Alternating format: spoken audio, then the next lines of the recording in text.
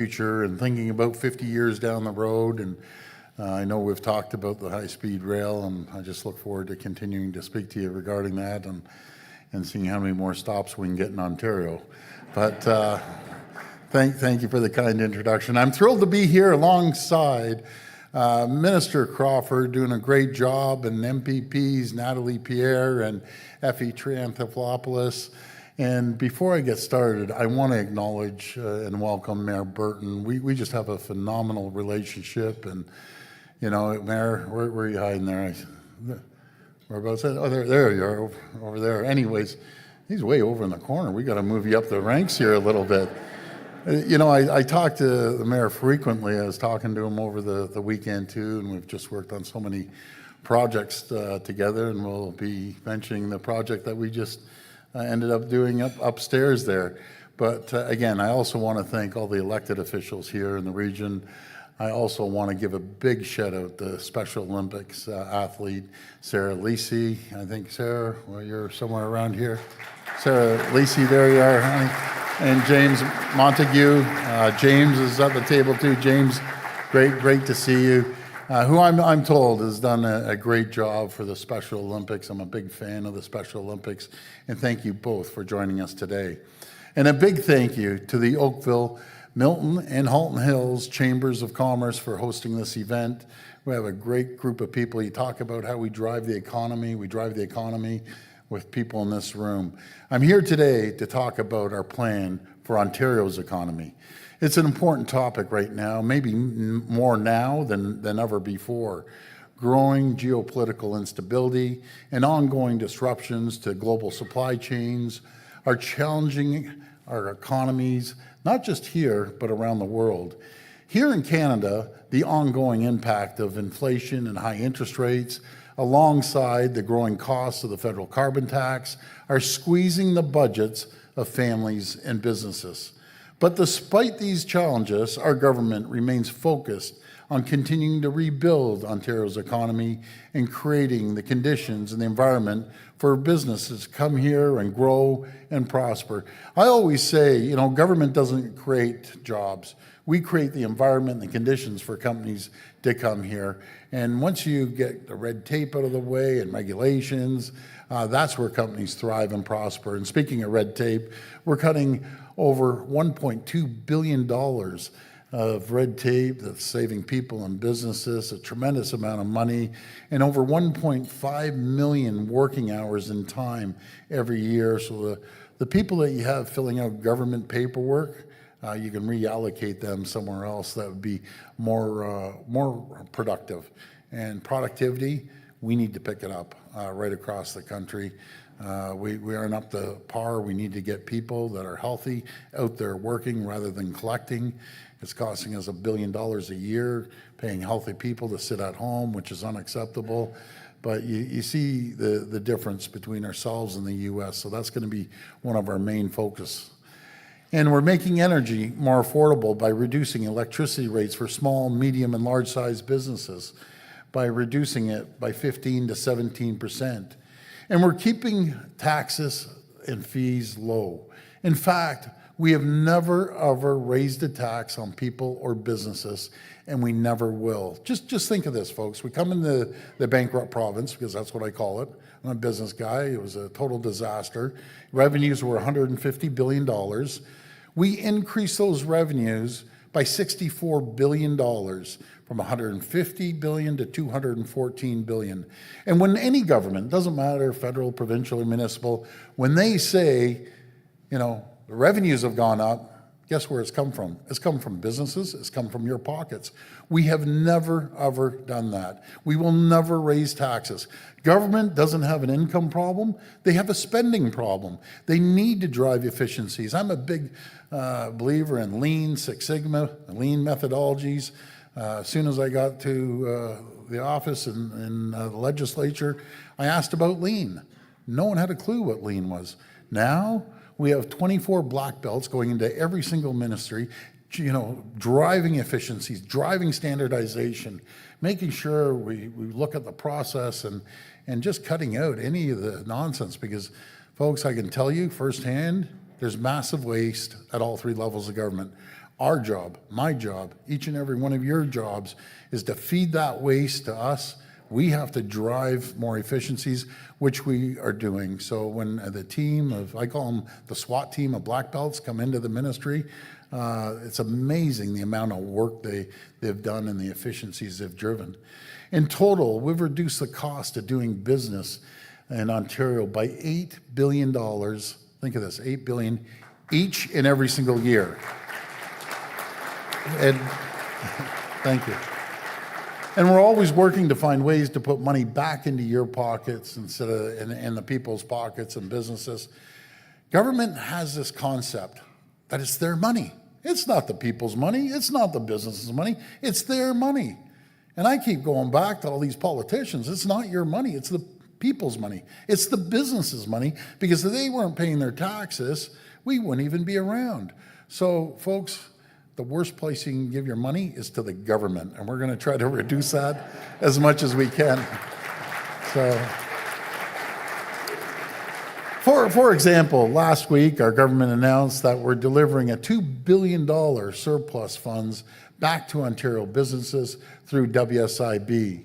That's money that these businesses can reinvest back into their workers, into technology, back into equipment, and into our economy, creating more jobs and more opportunities. Friends, I can tell you our plan is working. I believe in continuous improvement. We have to continue moving forward.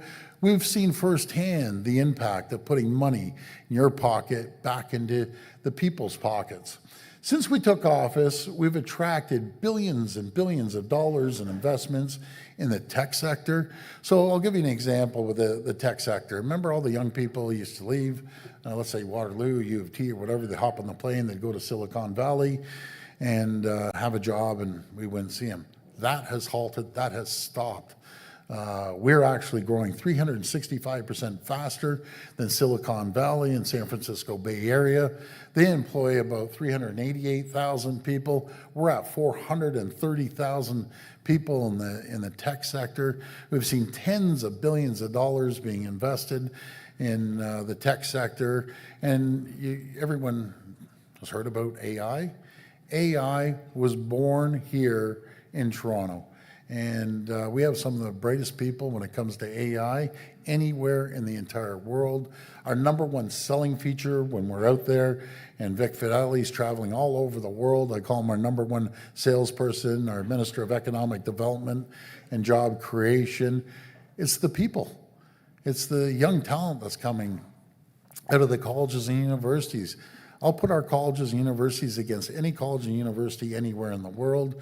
They're super impressive, and the people that are here.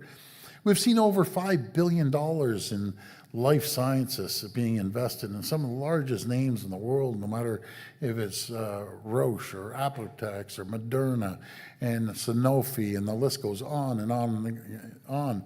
Again, it's the people. And over the past 4 years, Ontario has attracted more than $45 billion in electric vehicle and battery plants in Canada, including Ford Motor Company, which is great, and they're committing still to invest the $1.8 billion investments in the Oakville Assembly complex to transform it into a high-volume hub of EV manufacturing. In fact, last year in Ontario, the manufacturers of this province, so folks here that's in the manufacturing sector, manufacturing in this province, you created more jobs than all 50 U.S. states combined, just Ontario. So thank you for doing that. And we're still on a roll. So, see, I always say if you could create the environment and the conditions, do you know what happens? Since 2018, we've added over 850,000 new jobs to our economy, thanks to the great work each and every one of you are doing. And I'm just, I'll tell you folks, I'm a numbers guy. I always say numbers don't lie. I ask our team, just feed me the numbers. And, they aren't just, the numbers aren't just stats, but these are numbers are so much more than just data points. They represent better jobs and bigger paychecks, a real opportunity for workers, families, and entire communities to thrive, prosper, and grow. This signal Ontario's growing strength as a global hub for innovation and investment. It's a far cry from where we were 6 years ago, when sky-high energy prices, uncompetitive business environment, and forced plants to close, sending over 300,000 jobs south of the border. Let's just compare that. They lost 300,000 jobs, we're up 850,000 jobs. You know, what a difference a few years can make, thanks to our pro-worker, pro-business agenda. But we can never take the progress for granted. I always tell our team, just never stop working. I'm blessed. You know, I've been in the private sector. We've had our plants. I spent a lot of years in our Chicago plant, New Jersey, and in Toronto. But I've never had a more talented team surrounding me. If you ever look at our cabinet and caucus, it's really staggering. And I'm just so blessed to have the best team. I have a very simple philosophy in our business or in politics. Surround yourself with brighter people than yourself in their area of expertise, no matter if it's healthcare or tech or whatever it might be. And as our economy grows, our population is growing. You know, we're growing faster than I was like telling, you know, my U.S. colleagues, the governors, that we're growing faster than Texas and Florida combined. Last year, we saw over 800,000 people show up to our province. With that comes infrastructure, and as a whole, healthcare and, you know, schools and so on and so forth. That's why our government has embarked on the most ambitious plan to build in Canadian history. We're investing over $190 billion over the next 10 years while retaining a path to balance by 2026 to 2027. We have to always be prudent fiscal managers. Yeah, could we have balanced probably this year? Yeah, we probably could have. But that means cutting infrastructure projects, making sure that we don't spend any money. That's the worst thing you could do. But if you think of this, Canada doesn't have a path to balance. Quebec doesn't have a path to balance. BC doesn't have a path to balance. But Ontario, through the great leadership of my finance minister, Peter Betham-Falvey, and President of the Treasury, Caroline Mulroney, they've been prudent fiscal managers, as well as keeping infrastructure going. In healthcare, we've added over 3,500 beds in new hospitals since 2020. We're investing over $50 billion over the next decade to support more than 50 new hospital projects across the province. In education, we're building new elementary schools everywhere, $16 billion worth of schools. As the previous government closed 600 schools, we're building hundreds of schools. Elementary schools in Milton, Oakville, and Halton Hills, accommodating thousands of new students. We're investing $28 billion to build roads and highways to keep people and goods moving. This includes getting shovels in the ground for the Bradford Bypass, Highway 413, to save drivers up to 30 minutes each way on their commute. We're investing over $70 billion in the largest transit expansion in North America, including GO train service expansion on the Lakeshore West and Milton lines. We're also making record investments to expand our energy grid. We're leading the future. We're one of the leaders that we should talk more about. We're one of the leaders we are the leader in the world, I should say, in nuclear energy. No matter if it's a small modular reactors that we're building out in Darlington that we have right now. I believe it's about a $100 billion order from Poland, and all these other countries are coming in saying, you know, we want you to build an SMR for us.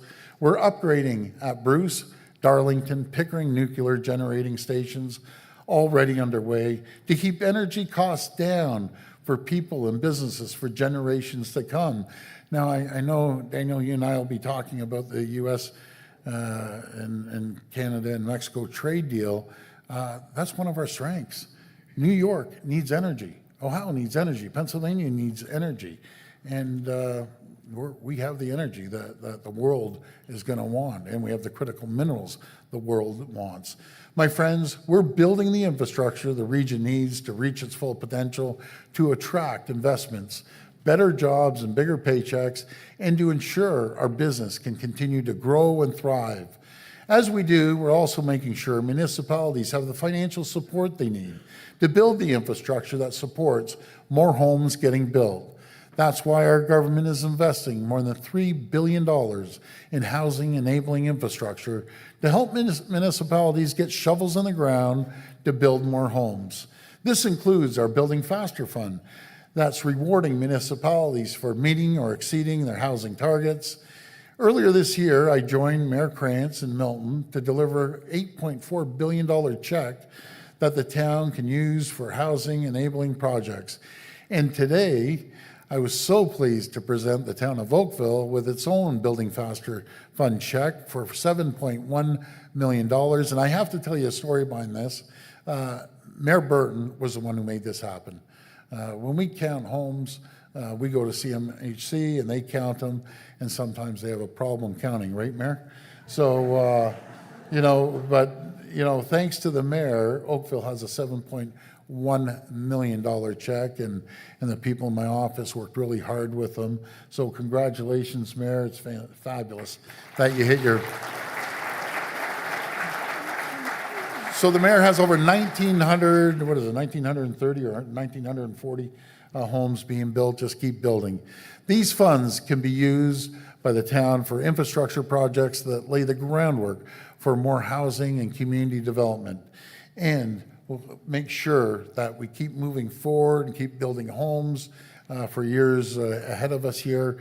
Folks, as we continue building homes, hospitals, roads, highways, transit, and other critical infrastructure our growing province needs, our government will always be here to work for you, the people, building the foundations for growth, creating better jobs and bigger paychecks, and keeping costs down for taxpayers of this province. Once again, I want to thank you for inviting me to speak today, and may God bless the people of Ontario. Thank you so much. Thank you.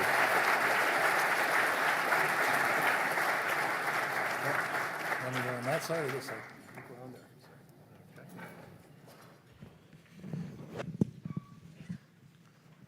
Oh, you want me over there? It doesn't matter to me. Okay, that's good. I usually sit to the right, perform a little better. So, you gotta wet my whistle here. Yes. I figure I wasn't going to sit in your lap, sir. That's it. Premier, thank you for those energetic remarks. I will start by saying that I think Vic Fideli, you may call him the greatest salesman for Ontario, but I think he's got competition in this regard. Oh boy, he's great. We work together. Yeah, for sure. We got the pitcher and the closer. So, well, I guess I want to start with one of your favorite topics. I know you're passionate about Canada's relationship with the United States. I know in your own business, you're very proud of building a business across the border, right? Yes. And in some ways, you've really been, I congratulate you because you've been leading the debate in many ways, right? I remember early on, many months ago, long before the election, you were talking about Team North America, yes. Right? I know recently you were the first, at least that I heard, who is giving the world some straight talk about Mexico, right? Mm-hmm. Yes. Nonetheless, a lot of businesses are very worried about what's ahead next year, right? Mm-hmm. It feels like we've got a bit of triple jeopardy happening here, right? Because we have the threat of being, on the outside of big tariff walls. There's, of course, the renegotiation of the Canada-US-Mexico trade agreement. Mm-hmm. And then there's, unlike Ontario, the US seems bent on an unsustainable fiscal policy, which would put pressure on us to compete, right? To lower our taxes and to stay competitive with the US, which could create a fiscal challenge for the government. So tell me a little bit about some of the approach that you're taking to defend Ontario in this situation. Well, first of all, thanks so much, Daniel. I'm feeling really confident going into this year on the negotiations with the USMCA, and I'm going to tell you the reason why I feel confident. I feel confident dealing with the new U.S. administration, which we did a few years back. They came to us, and Bob Lighthizer, a brilliant gentleman, he was leading the negotiations with Canada and the U.S., and the federal government asked me to go down there, built up a great relationship with Bob, went there numerous times, and I just want to remind them again, the Americans, which I do, and I've been inviting governors up, senators, congressmen and women. I talk to them every single week. It's all about building a relationship. And what I remind them, 9 million Americans wake up every single morning to produce goods for Ontario. I reminded them that we're the third largest trading partner. If we're a standalone country, which I never recommend, Ontario would be their third largest trading partner in the world. I also reminded them that we do $500 billion of two-way trade that is split right down the center, equally, give or take $1 billion. And I also reminded them 17 states, we're their #1 export destination. And I always say we're their #1 customer. And #2 to 11 states. We're an economic powerhouse in North America. We weren't 6.5 years ago. We are an economic powerhouse now. There's certain things that the Americans need. They need our energy. But even more important, they need the critical minerals. And they need the sheer economic power of Ontario.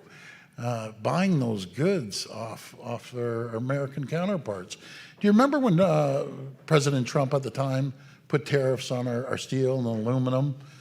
How long did they last? They lasted about 4 weeks. After I went back to Chrystia Freeland, which is a friend of mine, and I said, Chrystia, tariff every single item that comes across the border. They woke up real quick. It doesn't matter if you're the president, the premier, the prime minister. When you build up a relationship with the governors, and all of a sudden their #1 trading partner in 17 states starts tariffing everything, and I'll never get one stood out. It's the bourbon coming from Kentucky, and so they were all calling Bob Lighthizer, calling the president, and we're going to keep going forward. As for Mexico, as for my statements about Mexico, they're just accurate statements. No one's ever called them out. So we do $40 billion of two-way trade with Mexico. We import $36.5 billion. We export $3.5 billion. That's not fair trade. What's happening, they're bringing in cheap Chinese parts, they're slapping made in Mexico stickers, and they're shipping it up through the US and Canada and costing Canadian and American jobs. That's not fair trade. I know the president, she's a little upset with me right now, but all of a sudden, isn't it beautiful? You call them out, and she just came out, I think it was yesterday, saying, you're right. We have to make changes. We have to start making more parts here in Mexico. But in saying that, I truly believe it's in our best interest to do a separate bilateral trade deal with the U.S. and a separate one with Mexico. We'll be in much better shape.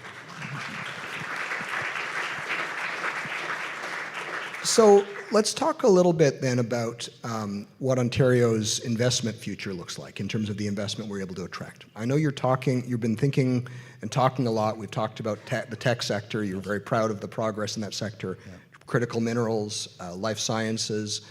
What sectors do you see as key to Ontario's growth in the future, and where are you looking to attract the next generation of investments? Well, we're always focusing on the electric vehicles. I heard they just jumped another 16%, and as the interest rates come down, I really feel the economy is going to go. You mentioned about the U.S. I'm confident, and this is my prediction with the U.S. The Trump administration is going to go in there. They're going to do massive tax breaks, which isn't that great? They're actually giving money back to the people. They're going to stimulate the economy. They'll be the hottest market in the world for at least 2 years. Interest rates are going to drop.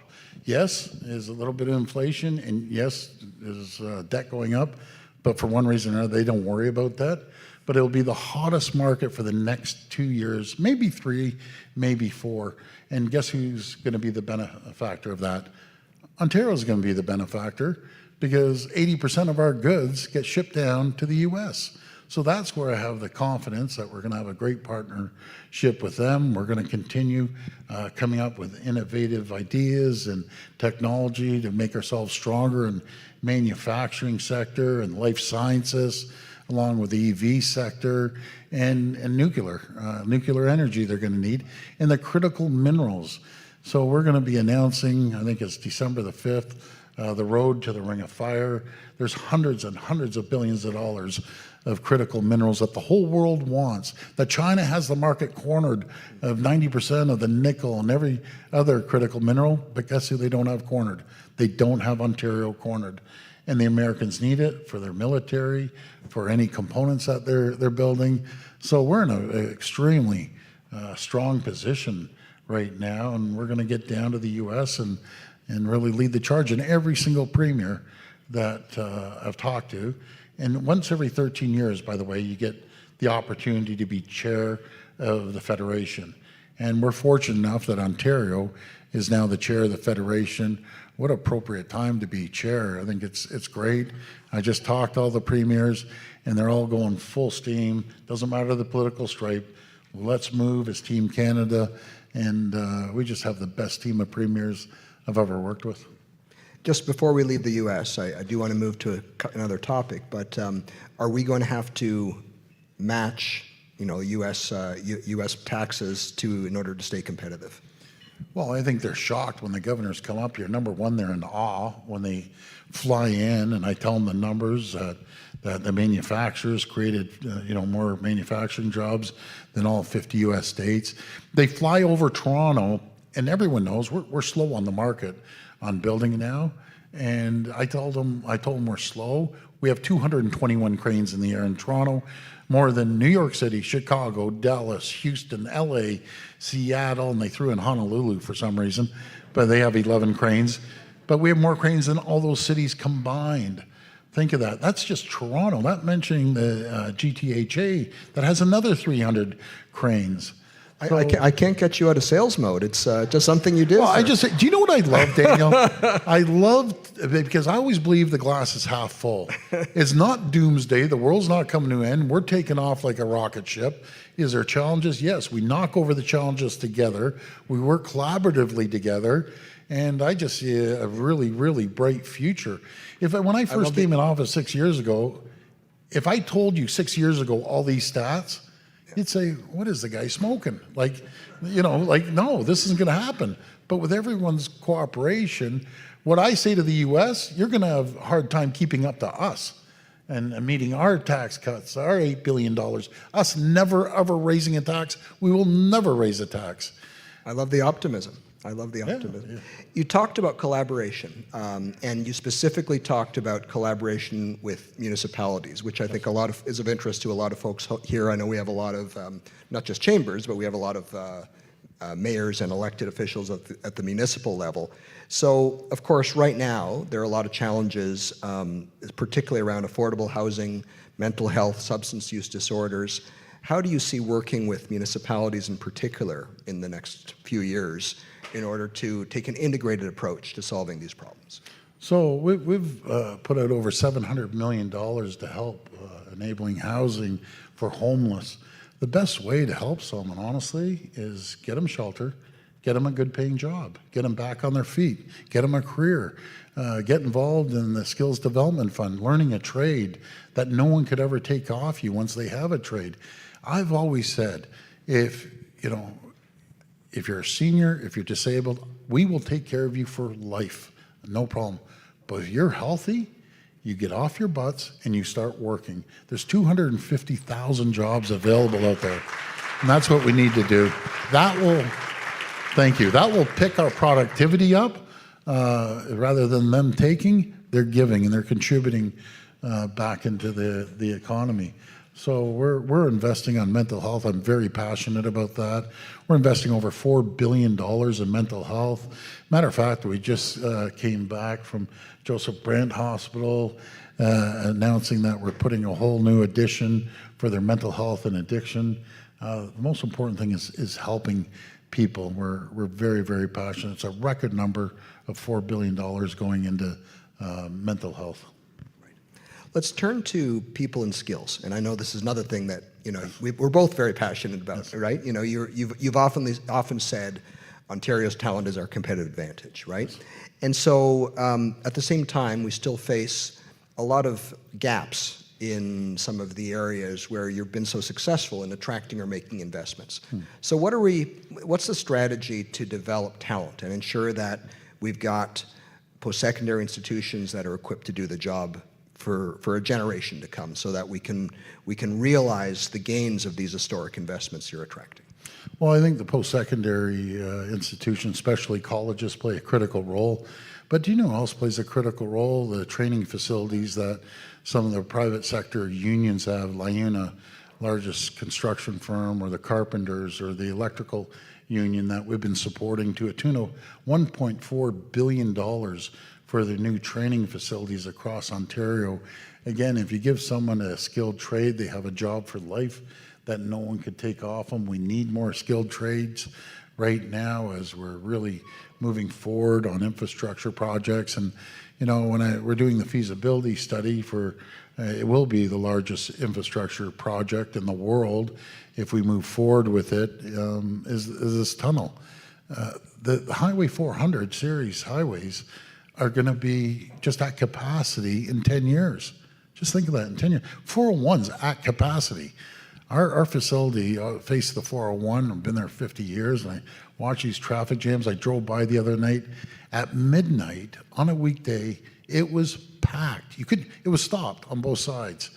You need to keep people moving goods and services. Daniel, it's costing us, and you know this number, $11 billion a year into our economy and lost productivity. When you have the Utah Hockey Club having to get out of their bus and walk to Scotiabank Arena to get to the game, that's just unacceptable. Well, one thing I got to say that I love that you do is you say, I'll work with everybody, right? Because part of our frustration on infrastructure as business people is we see different orders of government battling with each other. We see it happening right now around, you know, the Billy Bishop Airport in Toronto, for instance, right? Where there's an argument, and as opposed to investing in the future of the airport and agreeing to have it prosper for the long term. You've been able to work very constructively, particularly on areas such as transit. What's your strategy to work with other orders of government in order to actually get these big projects and this big infrastructure built? Well, I don't care about the political stripes. I think I've proved that working with the federal government all these years. I have a phenomenal relationship with Chrystia Freeland and Dominic LeBlanc. I was speaking to both of them just the other day on the phone. I work very, very well with the previous mayor and the existing mayor of Toronto. And you mentioned Billy Bishop. Okay, I won't be politically correct. There's a small group, a little socialist left-wing mindset that do not want that airport. They don't want anything built. They do not want homes built. They do not want roads built. They do not want highways built. So there's no controversy. Every person that flies into that airport says that's the best asset that you have to get downtown. So, you know, and by the way, we are expanding that runway for safety purposes. We are moving forward with that. I see Sandra Pupatello here cheering particularly loudly as chair of the board of the Forts Toronto. A brilliant business mind, Sandra. No. Not only is she a brilliant business mind, she understands government, and boy, a real firecracker. But Sandra gets it. I can assure you. So thank you. Well, Premier, I think we're going to wrap up the questions. But is there anything else anything else you want to share as a parting message for us? And actually, I will ask a question. How can we, as business leaders, as business people, how can we be part of the solution and work better with the government? Well, first of all, thank you for your leadership. This is Daniel, you know, a massive successful business person volunteering his time to do this. And there's so many people in this crowd that volunteer their time to be a public servant and serve the people of Ontario. The business people, I want to thank each and every one of you for having the confidence in the provincial government, reinvesting into your people, into infrastructure, into technology. That's what drives our province. That's what drives our country. And just keep investing. I can assure you we will do everything we can to create that environment, we will continue to lower taxes. We will never, ever raise a tax and the burden on the backs of the people or on the backs of businesses. Again, I want to thank you. If you ever need help, just go online. Yeah, I think majority of you have my cell number.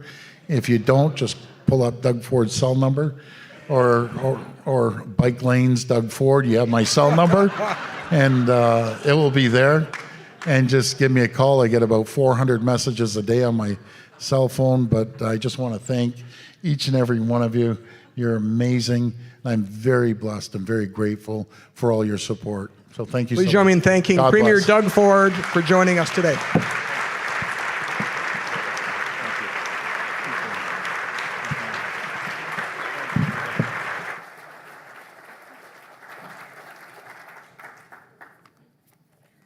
Thank you to both of you. I couldn't agree more with Daniel's comments that you are absolutely the best salesperson for our province. And at a time